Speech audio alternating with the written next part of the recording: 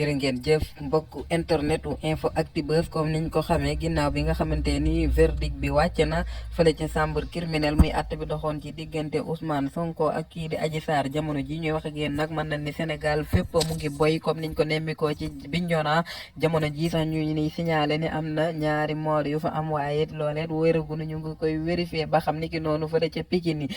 Kër Massar ba ca fële nga xamante ni sax moo di Saint-Louis gis nañ li nga xamante ni moo di pont bi ndaw ñi dal di koy baare fu bëree bëri instant yi ñuy wax ak yéen ci Sénégal mu ngi am ay jàmmaarloo diggante li nga xamante ni moo di takk deer yi ak ñii di ndaw ñi gis nañ fële ca université Cheikh Anta Diop itam ginnaaw boo xamante ni jot nañ ay information ñuy xam ne ay nervi dañ faa nekk après jeunesse bi muy ndaw yi étudiants yi génn nañ di amal fa ay yëngu-yëngu ba jamono ji ñuy wax ak yéen ñu ngi nuy xamal ni fi nga xamante ni moo di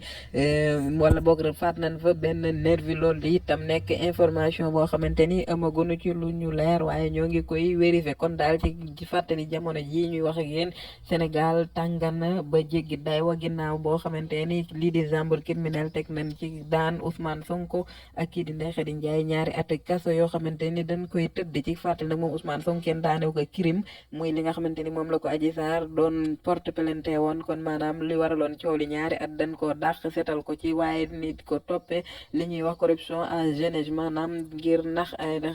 xale bu ndaw ngir tëdd ak moom loolee si lañ ko daan ginnaaw boo xamante ni ay avocat am ñu ngi xam leen ni daal loolee nekkul ni dañ koy jëli kaso waaye dañ koy tëj waaye chaque jour mën naa neex procureur moom mu dal di koy sàkku ñu dal di koy tëj ci kaso bi jamono ji ñuy wax yéen daal Sénégal mu ngi dox jëm ci loo xamante ni kenn xamul fu muy teere